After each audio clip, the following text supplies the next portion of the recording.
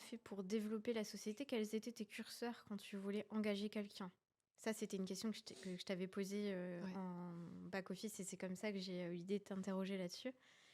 Euh, En tant qu'entrepreneur, on se pose tous la question, en fait. Ouais. Avant d'engager, on a envie de savoir à quelle sauce on va être mangé, en fait. Ouais. Ouais. Surtout que tu engages tout le monde en France. Ils sont tous en France avec des contrats français. Ouais. Et ça, c'est rare. Dans le sens où il y en a beaucoup maintenant qui font avec des indépendants, que Mhm. des indépendants. Enfin, il y a pas mal de choses comme ça. C'est un risque à prendre. Mm. Comment tu as calculé, en fait? Comment tu as calculé tes coûts? C'était quoi tes curseurs de dire, bon, bah voilà, ça, je peux rajouter un employé. Ouais. Ça, on est un peu ric-rac, mais on va la tenter quand même. Comment tu procédais, en fait, pour tes repères de rentabilité par rapport à ça? Alors, en préambule, j'ai trouvé que ça, c'était un des trucs pires, les pires au début. C'est-à-dire que je crois que les premiers recrutements, je les ai tous faits en mode... bon, je Ça sais pas passe si sous mon sa équipe caisse. va m'écouter, mais... Bip. Bon, tout s'est bien passé au final, mais je les ai tous faits vraiment en mode... vas-y, on y va, on y va. Façon... En fait, j'étais dans une posture où je me disais, façon là, si je continue à tout faire toute seule, Je vais je m'écrouler. décède Ouais, c'est ça. littéralement. C'est-à-dire Mhm. que là, en fait, c'est soit je travaille jour et nuit, je ne dors plus et en fait, Et ça ne marche encore? pas. Et Et encore, encore? Ouais, ce ouais. sera même pas sûr que je réussisse. Soit je recrute quelqu'un. Donc à un moment donné, il fallait le faire. Mais c'était toujours un peu... Et donc, j'ai essayé le plus possible de revenir à des chiffres. C'était pas toujours facile parce que Mhm. quand on est en croissance, ben en fait, on est obligé de prévoir. Alors, ok, combien de nouveaux clients, mais Puis on a de plus en plus de coûts aussi, de fonctionnement, en fait. aussi, Donc, t'as l'impression que tu as plus de trésorerie, mais comme tu as des coûts plus importants, tu peux même pas te baser sur l'année d'avant, en ah fait. oui, l'année Tu d'avant vois? ne veut rien dire. Voilà. Mm. Dans les calculs qu'on fait, dans 3 mois, ils ont plus de valeur, donc c'est Mm, hyper mm, dur. mm. J'avais une amie entrepreneur qui m'avait dit que son comptable lui avait dit toutes les tranches de 100 000 de CA. Ça Mhm. peut être pertinent d'avoir un collaborateur. Mais tout dépend de Euh, l'activité, parce qu'il y en ouais, a qui ont zéro bénéfice, entre guillemets, à la fin. Bon, ça, c'est encore autre chose, mais il y en a qui vont, même pour se développer, alors qu'ils ont une croissance, dépenser plus que ce qu'ils gagnent aussi. Et ils vont peut-être pas avoir de quoi... Enfin, ils ont tellement de frais, en gros, que 100 000, ça veut rien dire, en fait, je ouais. pense. Après, Oui, c'est vrai. C'est vrai. ça dépend. En fait, il faut spécifier dans quel domaine. Et ton domaine est, certes, une société de service. Mm. T'as pas de locaux.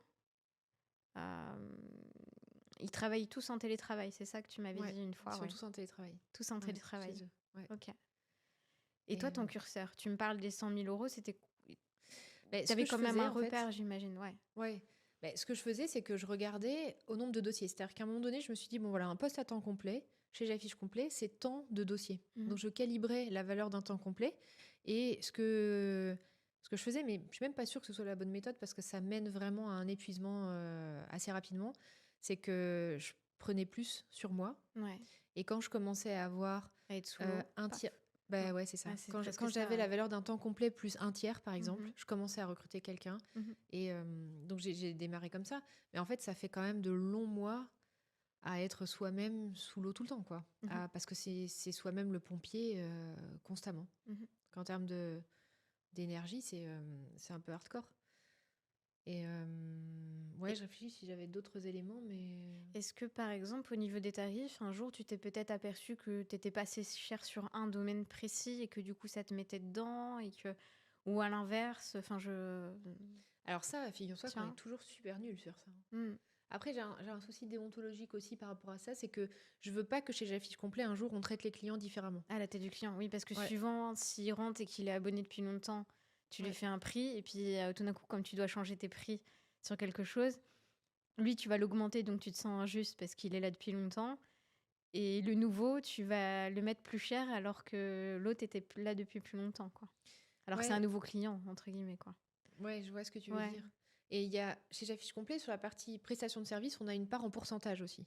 Donc selon la typologie des biens, selon la configuration, ça peut donner... Alors évidemment, c'est un client, s'il a moins de biens, mais qui sont plus chers à la nuitée, lui-même, il encaisse plus. Donc de toute façon, c'est fair play par rapport au client. Mais par rapport aux clients entre eux, je voudrais pas qu'un jour, on se dise, bon, bah lui, on va le privilégier parce que si, etc. Mais là, c'est seulement là qu'on commence à être beaucoup plus pro sur le suivi des notions que tu disais là, de rentabilité, de la partie agence et tout ça. On commence tout juste, tu vois, à Mm. 5 ans. On a fêté nos 5 ans en janvier, donc Ça a été long. C'est vrai qu'en tant qu'entrepreneur, on regarde souvent qu'est-ce qui reste sur le compte, Exactement. alors que c'est très très fausse indication parce qu'il y Ouais, a les prélèvements qui vont venir, il y a énormément de paramètres. ouais, Et il peut y avoir aussi parce que l'année d'avant, on a conservé la trésorerie, sauf que ouais. là, cette année, on se dit, bon, bah c'est bon. Et en fait, on brûle du Et cash. en fait, on brûle du cash. Ouais, Et ça, c'est pas évident, hein, ouais. cette partie-là. Surtout que, comme tu dis, plus on a de charges, plus on se dit, bon, on y va. Limite, C'est ça. on fait un peu l'autruche à ce moment-là. Ça va passer, ça passe, ça casse, ça passe, c'est passé. Ouais. Il y a un petit côté comme ça, de Mm. toute façon, puisqu'on sort de notre zone de confort pour pouvoir Ouais. aller avec des gros montants aussi, parce que on a tendance à réfléchir même en tant qu'individu. Et en perso, par exemple, un montant qui pourrait paraître énorme, il est rien du tout en entreprise. Attends, et ça dépend aussi de la Ouais. grosseur de l'entreprise. Ouais. Et les montants, enfin, le ressenti sur un montant n'est pas du tout le même et en tant qu'entrepreneur ou individuel, ou quand on a une société où on doit engager des gens, parce que c'est pas notre argent qui est sur le compte, en fait. Ouais. Et encore moins quand tu as plein d'employés, quoi. Mm.